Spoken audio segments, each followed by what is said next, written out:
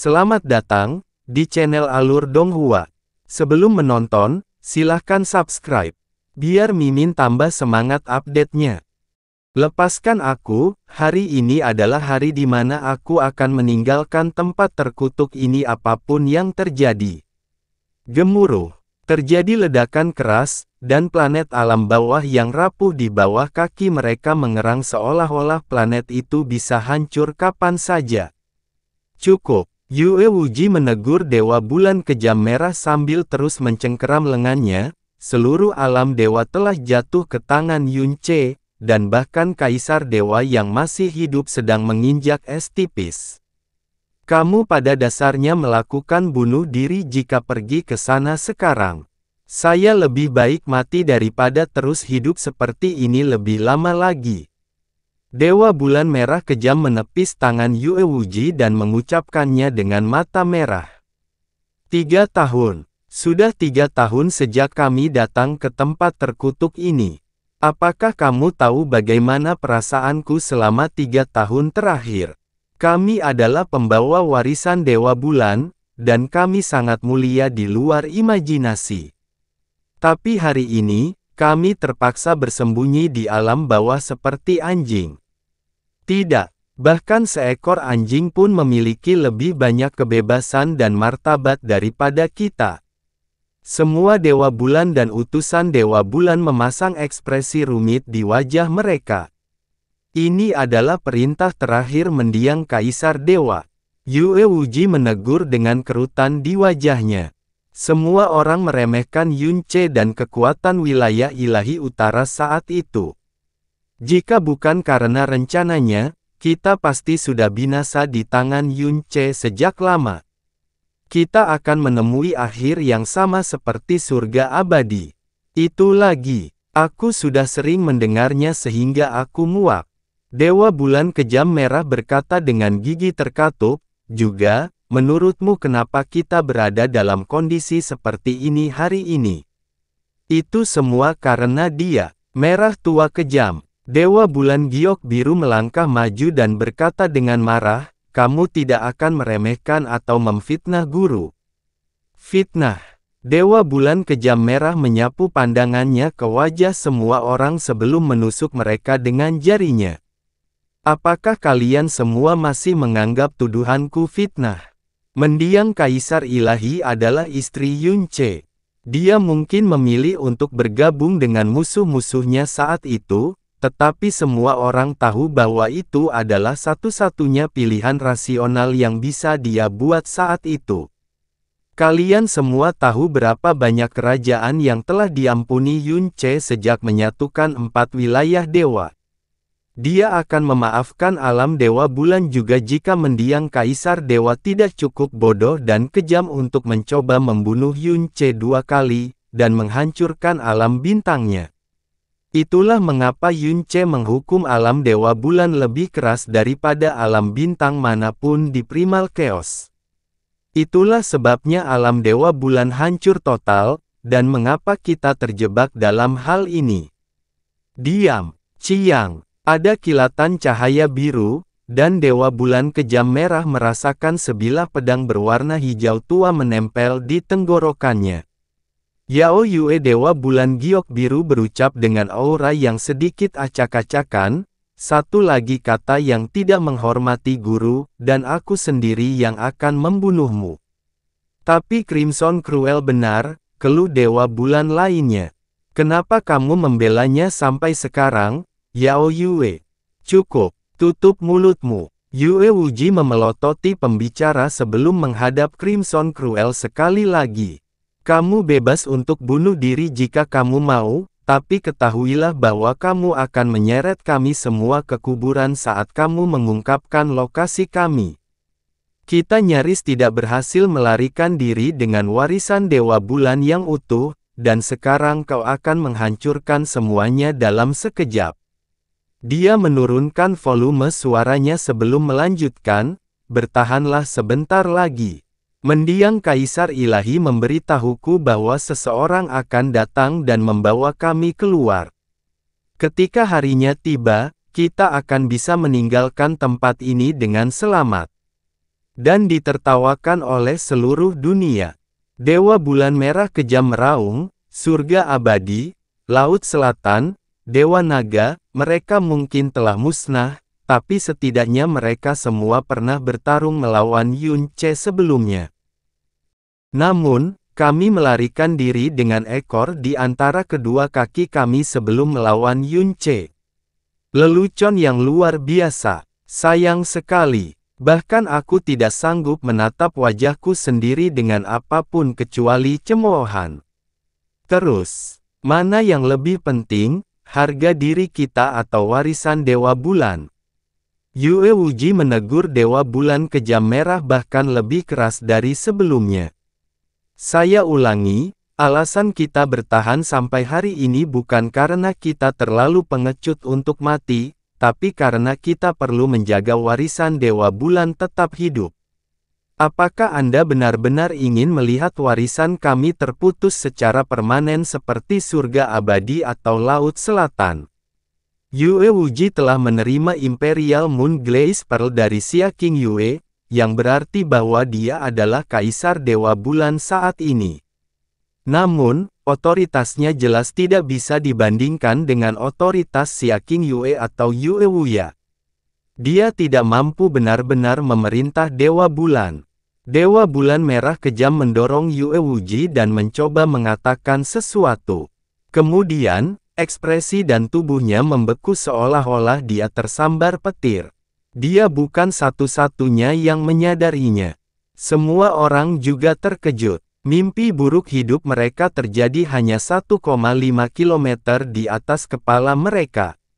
Yun Ce. Dewa Bulan segera memanggil kekuatan mereka. Kekesalan apapun yang mereka miliki terhadap satu sama lain segera dikesampingkan saat mereka berdiri bersama sebagai satu kesatuan. Namun, mereka tetap gemetar seolah-olah mereka telah tenggelam di neraka yang paling dingin. Berdiri di garis depan kelompok, Yue Wuji mengepalkan jarinya cukup erat hingga mematahkannya. Mengetahui betapa Yun Ce sangat membenci alam Dewa Bulan, dia sudah bisa membayangkan skenario terburuk di benaknya. Yun Ce memperhatikan mereka satu per satu. Dia bisa merasakan ketakutan mereka, keputusasaan mereka yang semakin besar dan tekad kuat mereka untuk berjuang sampai akhir yang pahit. Yue Wuji, Yun Ce memulai, Imperial Moon Glaze Pearl masih bersamamu, kan? Yue Wuji mengertakkan gigi dan mencocokkan mata Yun Ce tanpa memberi sedikit pun. Jadi bagaimana jika itu benar? Seluruh dunia mungkin ada di telapak tangan Anda saat ini, tetapi ini adalah satu hal yang tidak akan Anda miliki. Kami akan hidup dan mati bersama dengan Imperial Moon Glaze Pearl. Mutiara mengkilap bulan kekaisaran adalah milik Dewa Bulan. Aku tidak akan mengambilnya darimu, dan aku tidak akan membiarkan siapapun mengambilnya darimu. Yun Ce melihat ke bawah dari atas, tapi dia memastikan untuk sedikit meringankan nadanya. Apapun yang diharapkan Yue Wuji atau Dewa Bulan di belakangnya dari Yun Ce, jelas bukan itu yang terjadi. Saya datang ke sini hari ini untuk mengajukan permintaan, lanjut Yun Ce. Keheranan di mata Dewa Bulan semakin besar ketika mereka mendengar Yun Ce menggunakan kata permintaan. Saya tidak bisa memulihkan alam Dewa Bulan yang saya hancurkan, jadi, saya hanya bisa membangun yang baru dan berharap itu cukup. Saya memerlukan bantuan kalian semua untuk melakukan ini. Tidak ada niat membunuh atau tekanan iblis yang menghancurkan jiwa. Yang ada hanyalah kata-kata yang mereka tidak percaya mereka dengar sama sekali. Yue Wuji menggelengkan kepalanya seolah ingin membangunkan dirinya sebelum bertanya, apa maksudmu dengan itu? Saya telah memutuskan untuk secara anumerta menganugerahkan Xia King Yue gelar permaisuri saya, meskipun itu, Yun Ce menarik napas ringan sebelum mengerutkan alisnya. Alam Dewa Bulan adalah keterikatan terbesarnya. Saya akan melakukan segala daya saya dan memanfaatkan setiap sumber daya yang ada untuk mengembalikan alam Dewa Bulan ke kejayaannya. Jika Anda bersedia membantu saya, datanglah ke kota Kaisar Yun dalam waktu setengah bulan. Bola mata Yue Wuji tampak seperti akan keluar dari rongganya. Dia menjadi diam seperti patung. Lama setelah Yun Ce dan Sui Meiyin pergi, Dewa Bulan masih belum bisa mendapatkan kembali seluruh kemampuan pikiran mereka. Apa yang sebenarnya terjadi padamu selama beberapa hari terakhir, kakak Yun Ce? Setelah mereka kembali ke alam dewa, Sui Meiyin menatap Yun Ce dari atas ke bawah sambil memegang lengannya. Mau tak mau aku merasa kamu telah berubah. Yun Ce menggelengkan kepalanya sambil tersenyum.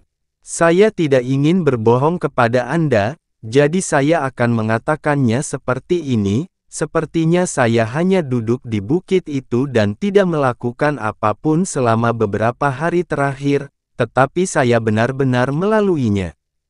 Pengalaman yang paling sulit dipercaya sepanjang hidupku. Sungguh sulit dipercaya bahwa tak seorang pun akan mempercayaiku bahkan jika aku mengatakan yang sebenarnya kepada mereka. Sui Meiyin semakin terkejut. Tapi aku tidak bisa memberitahumu apa itu. Ternyata, memang ada rahasia yang tidak bisa kamu ungkapkan kepada siapapun di dunia ini. Dia tidak pernah bisa mengungkapkan rahasia dewa leluhur. Tiba-tiba, Yun Ce mengalihkan pandangannya dan berhenti. Itu karena dia merasakan Xia Yuanba.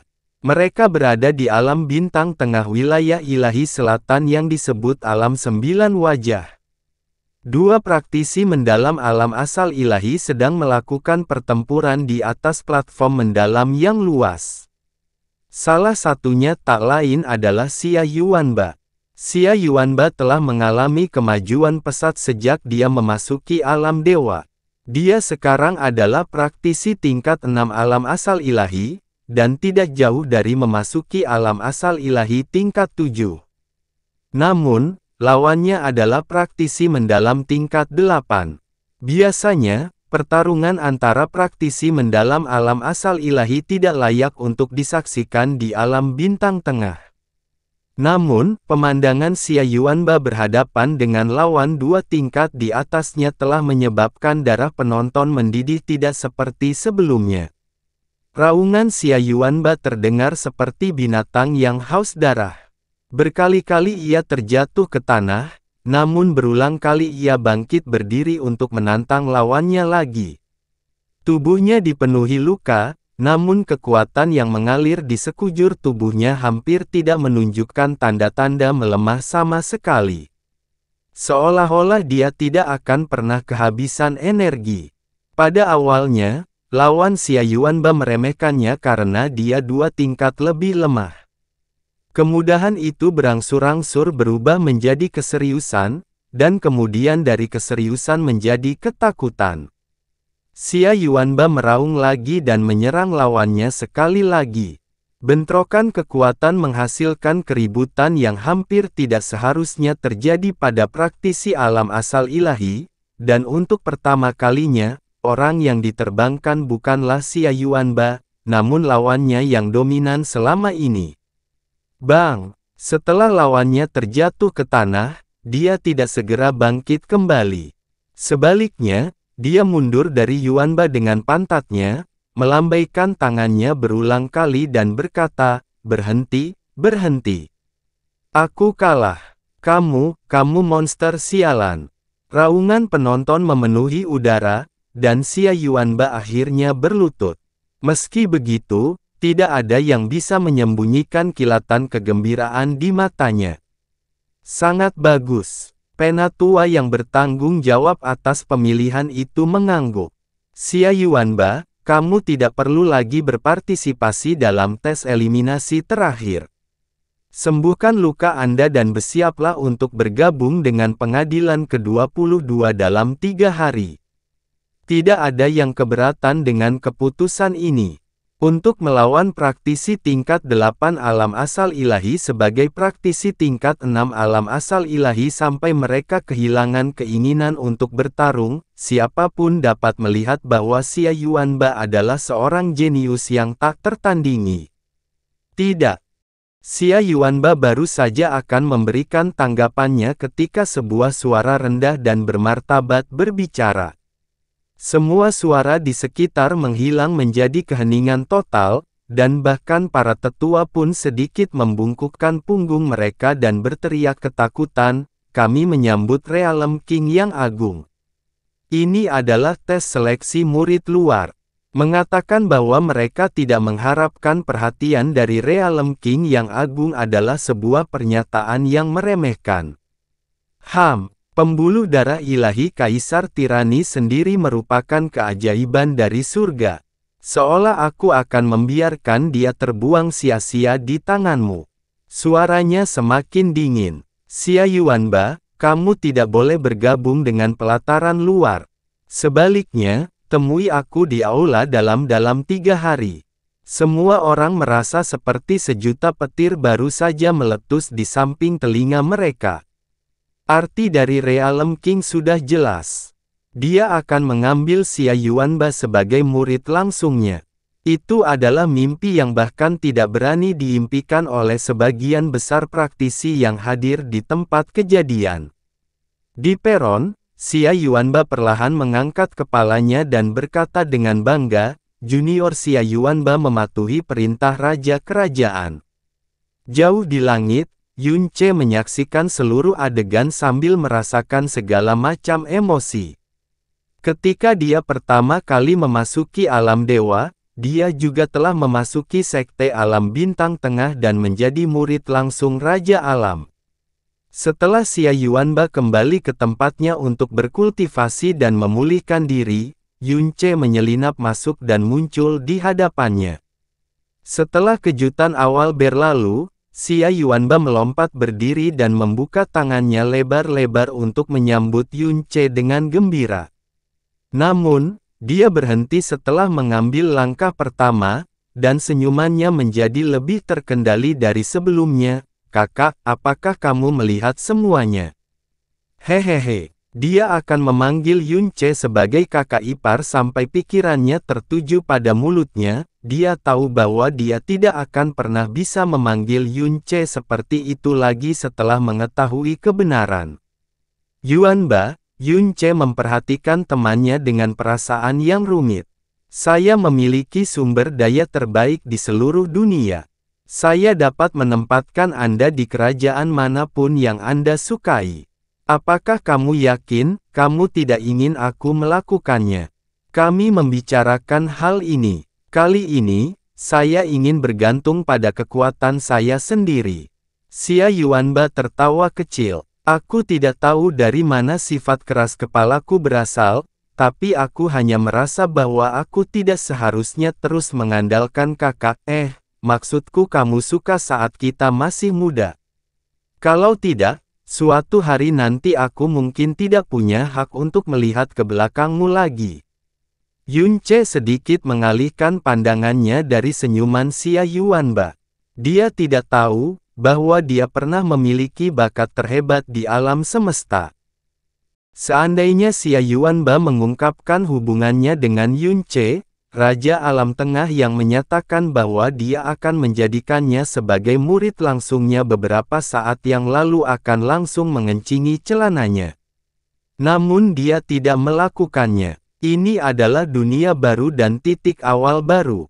Kali ini, dia akan mencapai puncak kekuasaan dengan kedua kakinya sendiri.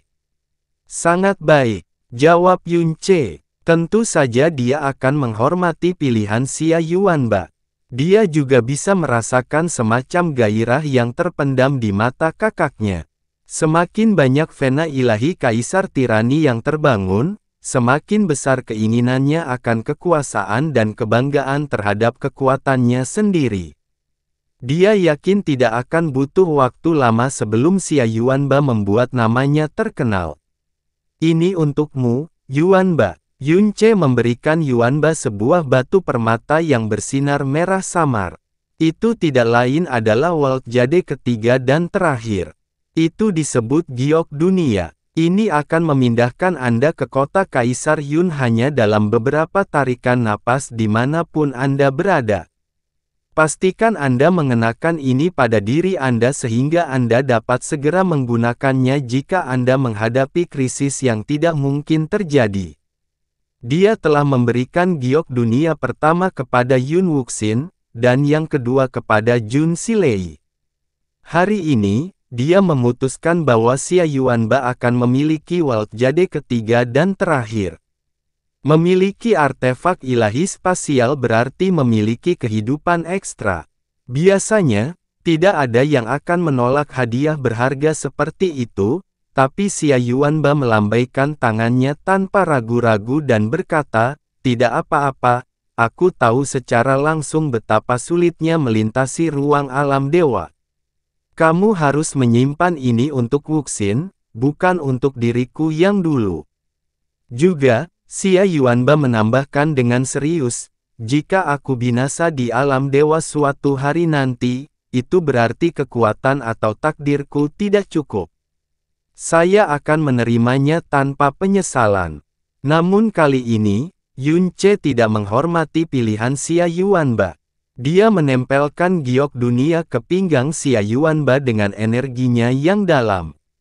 "Yuanba, aku tahu setiap langkah yang kamu ambil mulai sekarang tidak akan menimbulkan rasa takut dan jujur pada dirimu sendiri, tapi aku tetap berharap kamu akan menghargai hidupmu sendiri. Aku tidak akan pernah bisa tenang jika sesuatu terjadi padamu."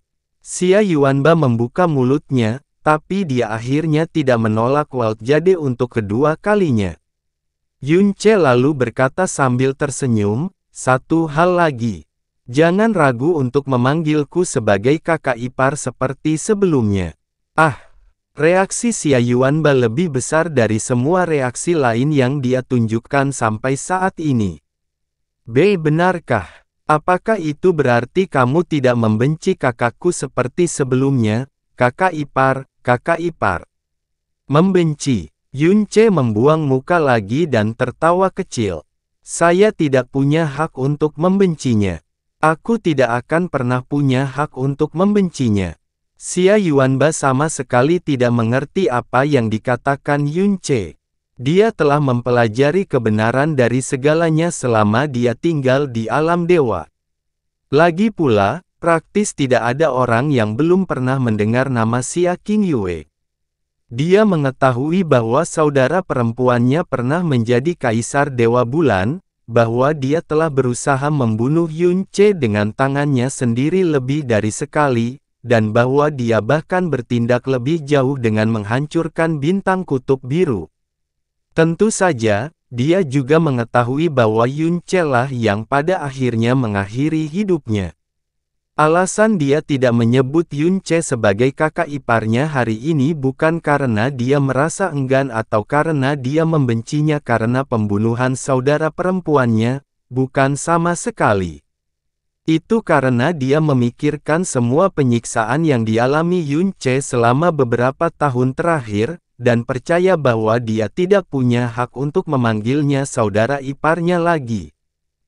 Apa yang dia tinggalkan bukanlah kebencian, tapi hutang yang tidak akan pernah bisa kubayar kembali. Ada terlalu banyak hal yang tidak bisa dia katakan tanpa membocorkannya sepenuhnya, jadi dia hanya menepuk bahu Xia Yuanba dan berkata, "Tidak peduli apa yang kamu lakukan, ingatlah selalu untuk memperlakukan dirimu dengan baik, Yuanba.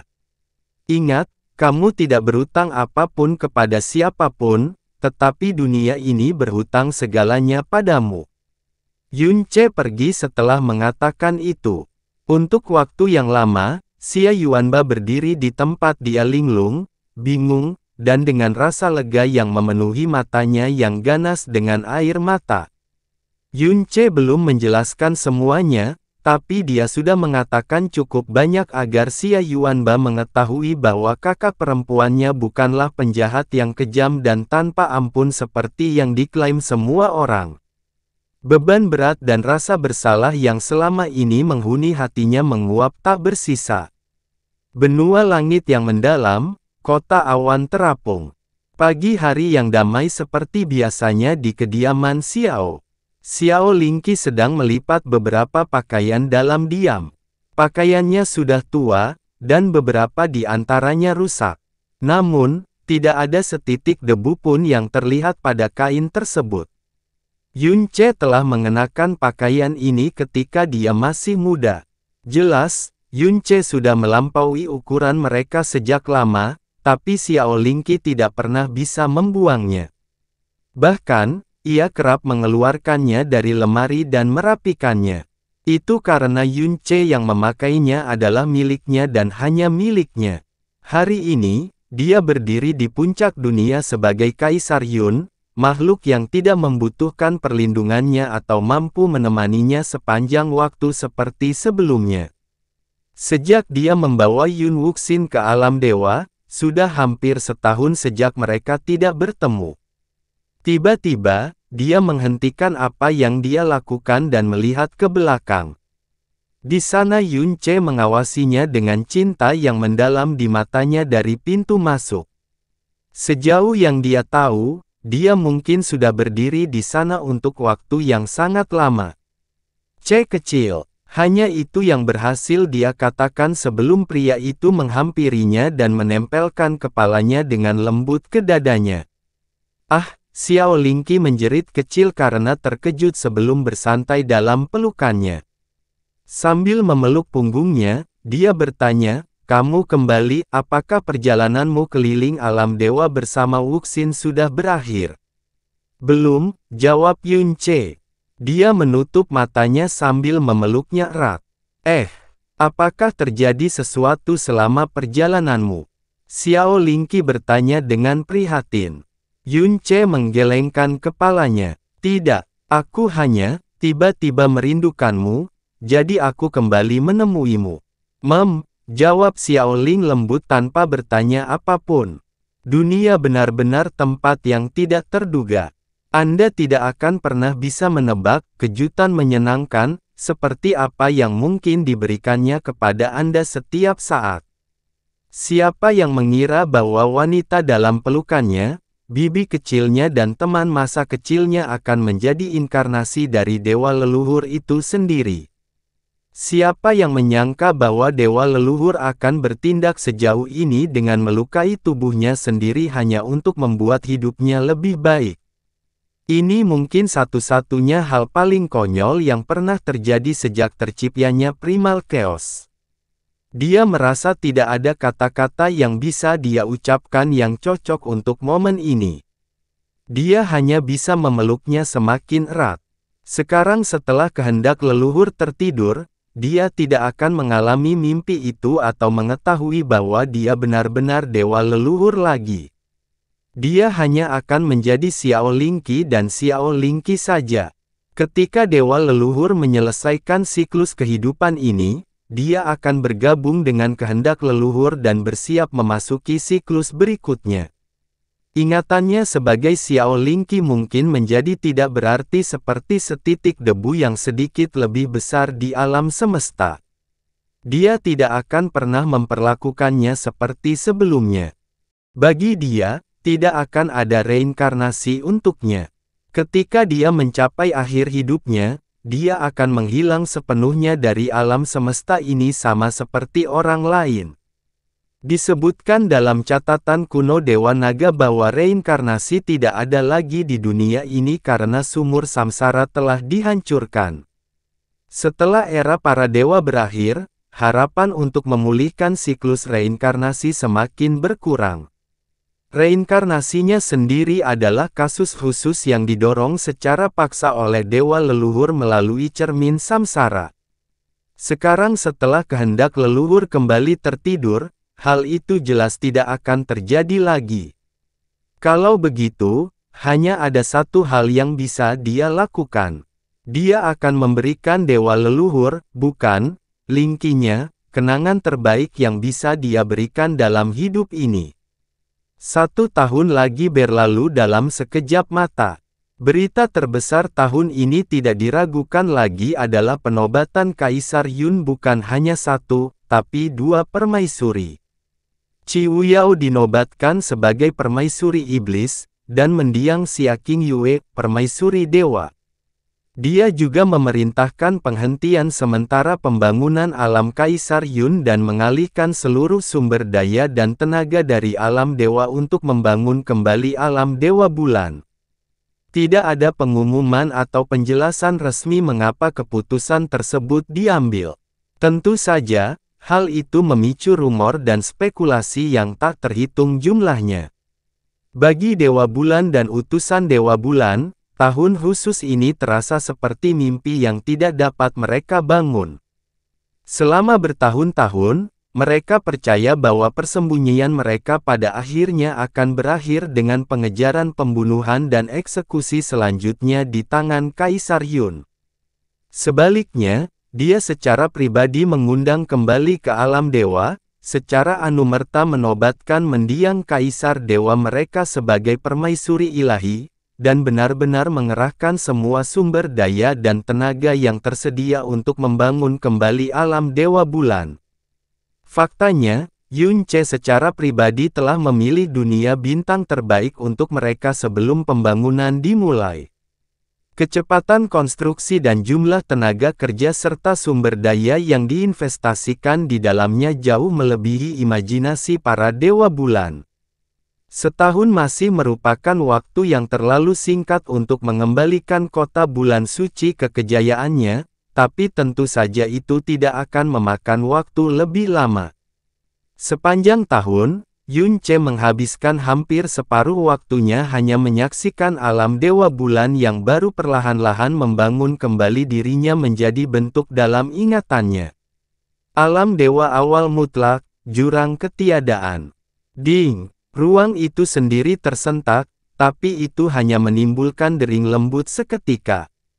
Jun Silei perlahan berbalik. Dia belum menghunus pedang tanpa nama, tapi energi pedang tanpa nama yang tak ada habisnya memenuhi ruang dalam jarak 50 km darinya.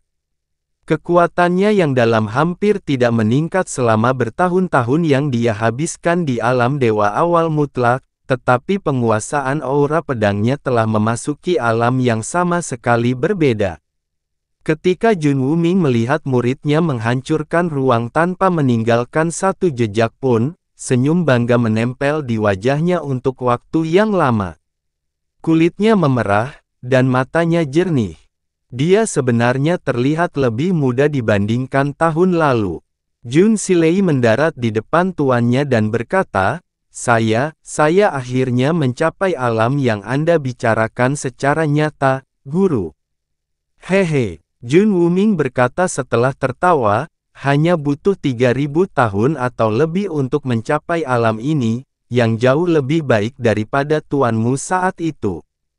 Leyer, merupakan keberuntungan terbesar dalam hidupku memilikimu sebagai muridku. Tidak, Tuan. Merupakan keberuntungan terbesar saya bisa bertemu dengan Anda, kata Jun Silei sambil bersujud di hadapan Jun Wuming. Tidak, Tuan. Merupakan keberuntungan terbesar saya bisa bertemu dengan Anda, kata Jun Silei sambil bersujud di hadapan Jun Wuming. Saya terus mengatakan ini, tapi saya benar-benar tidak menyesal lagi dalam hidup ini. Saya hanya bisa mengucapkan jutaan terima kasih kepada Tuhan karena telah memberi saya waktu untuk melihat ini dengan mata kepala sendiri. Jeda kemudian, dia melanjutkan tanpa kehilangan senyumannya, sekarang, saatnya kita akhirnya saling mengucapkan selamat tinggal. Jun Sulei segera mendongak dengan air mata berlinang. Tuan, Jun Wuming mengangkat kedua tangannya. Kulitnya tidak hanya tampak seperti baru, tetapi juga ditutupi oleh semacam cahaya kristal. Saat berikutnya, keinginan pedang yang dia dedikasikan seluruh hidupnya untuk diasah mulai mengalir keluar dari tubuhnya. Dia sepertinya tahu bahwa dia akan menghilang dari dunia ini. Tidak perlu bersedih, Leyer. Tuanmu akan meninggalkan dunia ini tanpa penyesalan. Jun Wuming berkata sambil tersenyum, terima kasih telah menemani orang tua yang sekarat ini selama beberapa tahun terakhir. Saat aku pergi, kamu akhirnya bisa mencari kehidupan yang kamu inginkan, kejarlah seperti kamu mengejar pedang, Leyer. Pastikan untuk menyala terang dan gigi agar tidak meninggalkan penyesalan dalam hidup Anda sendiri. Jun Silei hampir tidak bisa berkata-kata saat ini. Murid ini harus mematuhi ajaran gurunya. Pada saat itulah embusan angin menerpa mereka. Itu adalah fenomena yang mustahil mengingat mereka berada di tepi jurang ketiadaan. Namun, Jun Silei terlalu terperosok dalam kesedihan untuk menyadarinya. Namun, angin yang tidak biasa itu tidak kunjung hilang. Itu terus tumbuh semakin kuat hingga ruang itu sendiri mulai bergetar hebat. Jun Silei akhirnya tersadar dari kesedihannya dan mendongak dengan bingung. Matanya yang dipenuhi kilat dan pedang melihat retakan spasial tipis muncul di mana-mana. Ekspresi damai Jun Wuming juga berubah menjadi kekhawatiran. Distorsi spasial yang tidak wajar hanya berlangsung beberapa saat. Bukannya mereda, malah diikuti oleh ledakan spasial yang mengerikan. Bagaimana ini mungkin? Ini adalah alam dewa awal mutlak, ruang di sebelah jurang ketiadaan. Penglihatan mereka terdistorsi, tapi itu bukan karena mata mereka tiba-tiba berhenti berfungsi dengan baik. Itu adalah retakan spasial yang tiba-tiba menyebar dengan kecepatan yang tidak terkendali. Fenomena seperti ini biasanya hanya terjadi ketika para kaisar dewa saling bertarung. Pada saat inilah Jun Silei akhirnya menyadari bahwa perubahan mendadak telah dimulai dari tempat terakhir yang dia harapkan, Abyss of Nothingness itu sendiri. Terbang. Jun Wuming menangis memperingatkan. Jun Silei tersadar dari lamunannya, membawa Jun Wuming bersamanya dan berlari menuju kejauhan dengan kecepatan tinggi. Namun, keruntuhan spasial terus bertambah dan semakin intens, dan gelombang pasang yang tampaknya mampu melahap apapun dan segala sesuatu yang menghalanginya berada tepat di belakang mereka.